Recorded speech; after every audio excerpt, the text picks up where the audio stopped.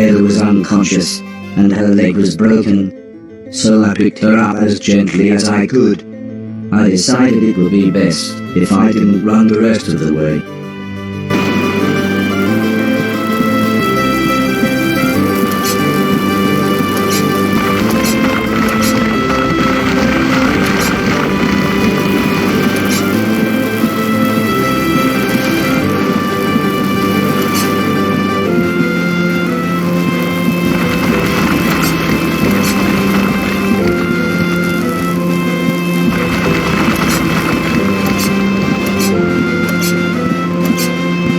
An ambulance had arrived by the time I had made it back to the cliff top. The medics made sure Heather was okay, and then took her off to hospital.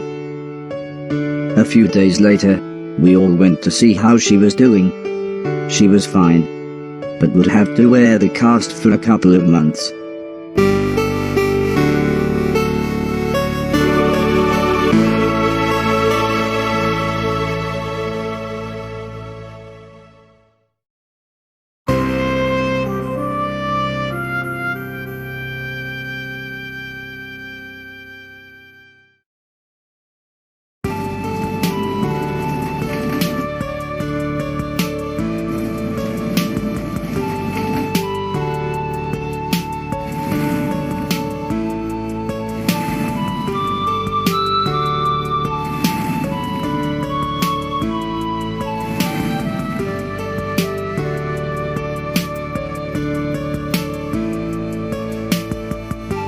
Once Heather got to know me, we became good friends. We enjoyed the same films and TV. She was also annoyingly good at some of my favorite games. After a while, she became very interested in how I worked. Soon she knew as much about me as the old man did, if not more.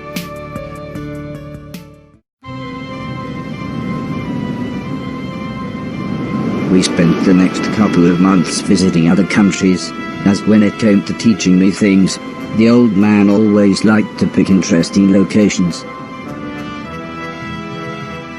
He had explained the basics of mathematics to me at the Great Pyramid of Egypt. Taught me history in the dead of night, surrounded by mysterious giant stones. And even showed me science in action high up in a hot air balloon. This is why I was surprised when the old man took me to a restaurant. It was nice, but it seemed very somber compared to the previous grand locations. He said he just wanted to chat, and this was nice and quiet. Plus it was his favorite place to eat. We talked about life, the universe, Douglas Adams, everything really. When I asked him why were we here, why did we exist, he just smiled and said, life is like a game, just don't expect to be finished anytime soon. When I looked puzzled, he said, well, everyone should have a purpose. So I asked him, what's my purpose? He thought for a bit, then said, so you want to be a real boy? Which just confused me even more. Eventually the old man said, for now, I want you to help clean things around the house. I must have looked unimpressed, as he then said, okay, I want you to clean 1,000,000 things. It didn't sound like the meaning of life, but I suppose you've got to start somewhere.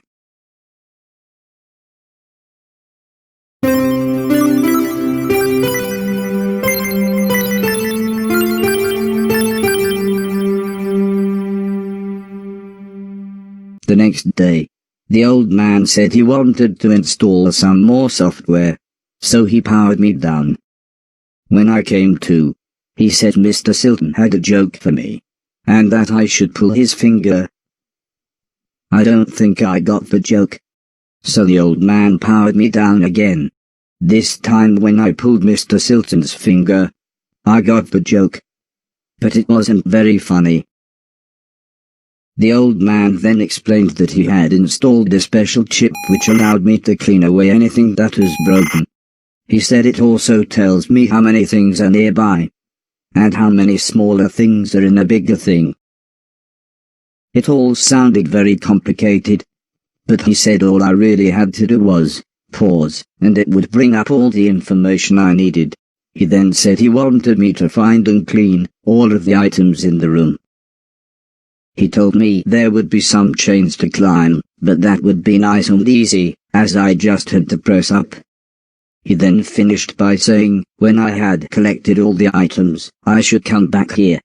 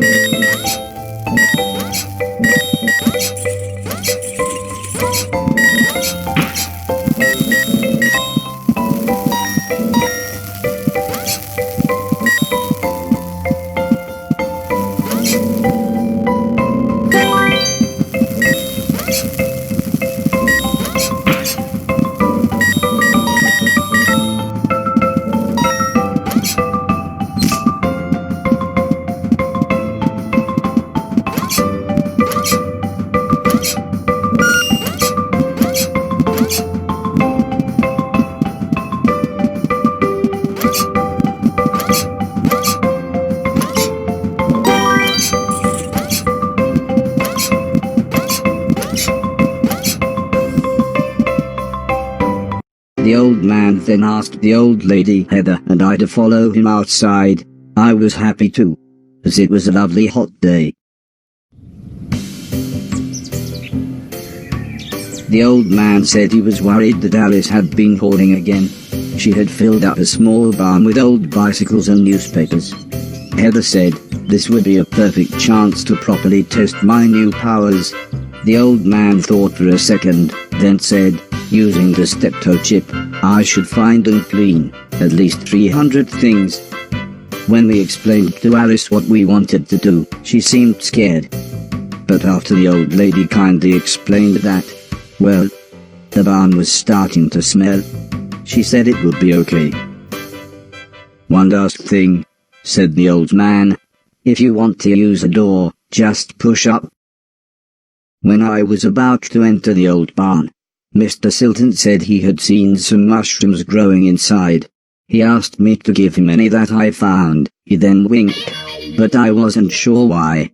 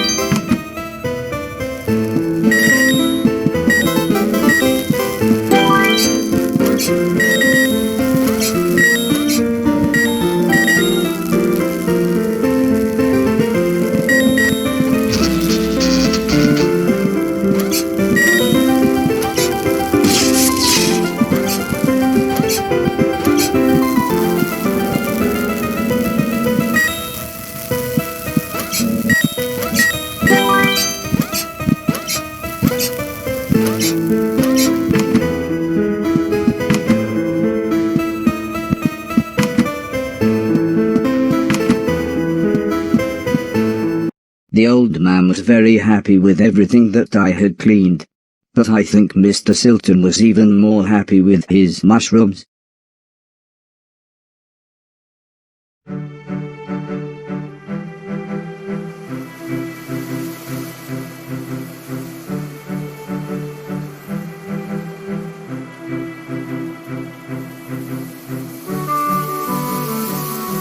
It wasn't the days getting shorter, or the evenings getting colder. It was the falling leaves that really made me feel sad. As we watched the trees blowing in the breeze, the old lady said, "The leaves must fall before the blossom comes." She had already explained the seasons to me, so for once, I actually understood. But it didn't make me feel any better. The old lady obviously had enough of my moping, and said, "Right, next week we're going to have a party." For some reason she insisted that we were all going to wear costumes. Heather was very excited and said, "I've got some perfect ideas."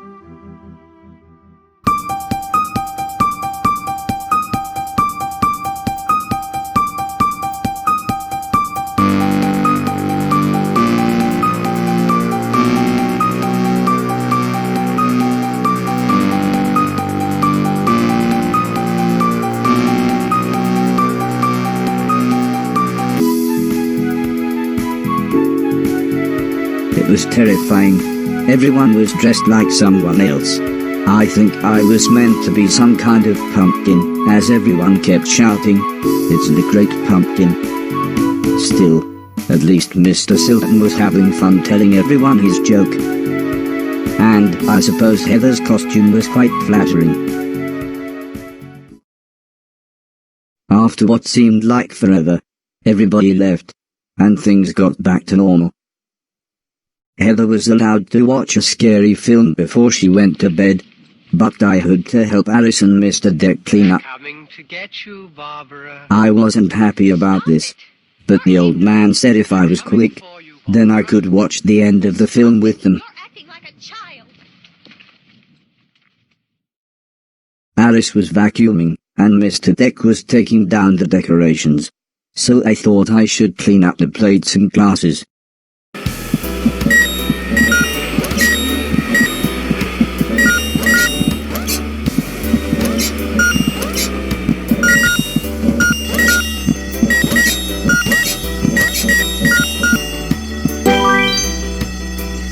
The ear-splitting sound was the fire alarm. As usual, Mr. Deck blamed Mr. Silton, saying he was probably smoking one of his jazz cigarettes. But then the professor appeared. He said that there was something burning in the kitchen. Alice looked confused, saying that she hadn't cooked anything since the morning. We were all surprised when Mr. Deck opened the oven. Inside was a large black cloak and a slightly burnt pair of men's underwear. Suddenly the old lady burst in. She looked terrified. She kept shouting, "There's someone on the roof."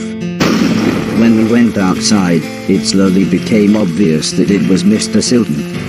He was completely naked and playing his guitar. He shouted down, "When I finish this song, I'm going to fly." The old lady said, "Oh my God, I know this one, there's only about 30 seconds left." The old man then quickly turned to me and said, "You know what to do."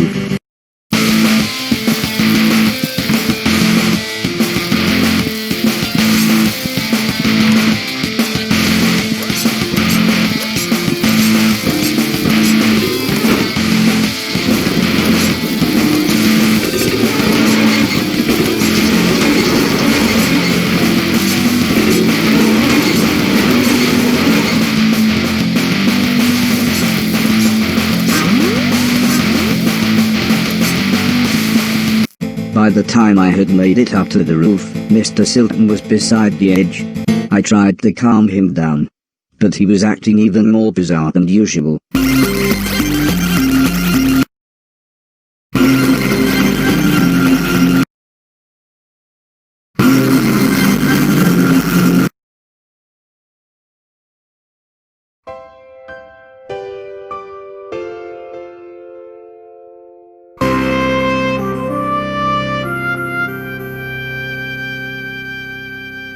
After an hour or so, Mr. Silton was fine. He said he had eaten some bad magic mushrooms. Part of me wondered why he hadn't doubled in size. Still, he was soon laughing and joking with the paramedics. One of them said he looked like the world's worst clown. I don't think Mr. Silton liked that. So he told his own joke. But that just made the other paramedic call him Marshmallow Marceau. I don't think he liked that either. But at least he was still in one piece.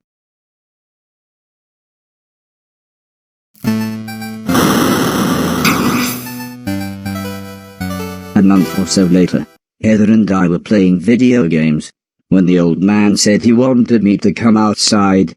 He said it had been a year since I had arrived, so he had a present for me. He placed the teddy bear high up on a wooden platform. He then told me I should try to pick it up.